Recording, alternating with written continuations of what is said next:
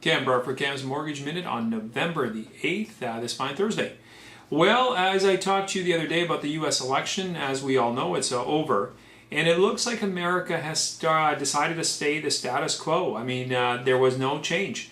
Currently, there's high unemployment rates, there's mounting debt still, the economy is still very fragile, and there's a huge political gridlock in the U.S. As I told you, when you look at the numbers of the popular vote, the country is basically split right down the middle. And some of us may be on this side saying, hey, who cares? None of our business. I mean, at the end of the day, what they do down there is theirs. Not really. When you think about how intertwined our economies are and how reliant we are on the U.S., they are certainly our biggest trading partner. So what happens in the U.S. if they catch a cold, it eventually will affect us and will have some impact. And the biggest issue that they have right now is the political deadlock.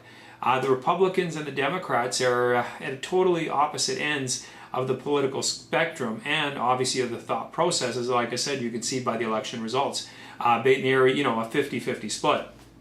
So being involved in this deadlock, if things didn't get any better, if the president and the and the Congress couldn't agree on a budget and various things, that would create quite a political quagmire. I mean, it would be financially devastating. And we know in the near term that could certainly have a huge impact on our economy and certainly would have a huge impact. So Canada has a vested interest to hopefully see things get resolved and that cooler heads prevail and people try to figure things out. Also another thing with Obama's re-election, it means that Fed Chairman Bernanke is probably going to stay on. Now, the Republicans are no fan of his. In fact, Mitt Romney was very clear that if they got elected, they would have gotten rid of him. And it looks like if he does stay on, and which would be obviously a little reward for him, because he did help with the monetary policy in the last few months of the election, which helped the numbers look a little better and helped the president get reelected.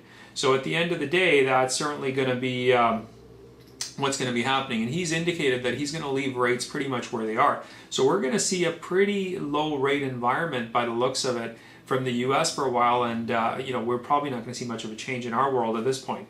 So will the president change his position on the Keystone Pipeline?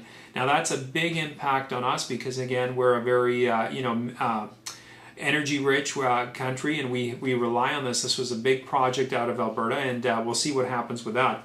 And at the end of the day, what's he going to do with as far as the tax cuts, the Bush tax cuts, and those sorts of things? Now there's two trains of camp here. Two trains? No, not really. Two camps here. And there basically would be like this. Some people would say that they're going to think that President Obama is going to come more to the center at this point. He doesn't have to run for re-election. He doesn't have to pander to anybody. And now he can be more moderate instead of being divisive. He can kind of bring everybody together and start getting along. It's sort of like a giant campfire. They're going to sit around and sing Kumbaya. Well, maybe not. Now, the other side of it says, well, look, you know what? Even at the best of times when they lost the Congress, the Democrats, the president really didn't shift his position then. He was very adamant about where he stood, and he was very adversarial towards the other side. So, which will happen? What will prevail? Who knows? But it's would be very foolish of us to think that in no way it's going to impact us. What happens to them, as I said before, is going to have a definite impact to us. My only hope is that both sides can get along and they can kind of hash their issues out. At the end of the day, it's never going to be perfect. I mean, political systems are like that, ideologies are like that.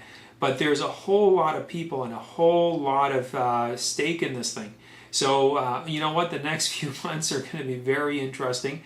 It's not like the last few haven't. I mean, we've had a lot of upheaval in Canada with the mortgage rules and all the other changes.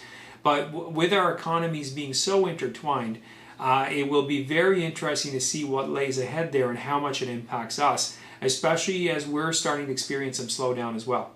Anyway, politics, never a boring thing, and for those of us who think we live isolated lives now, there's no way. I mean, we are definitely in a global economy.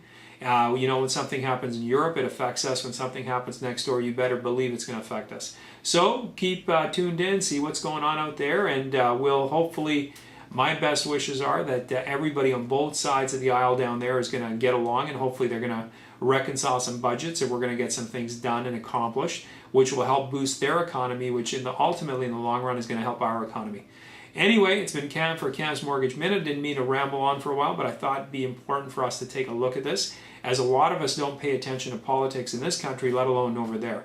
So take care, enjoy your day, and I will see you tomorrow.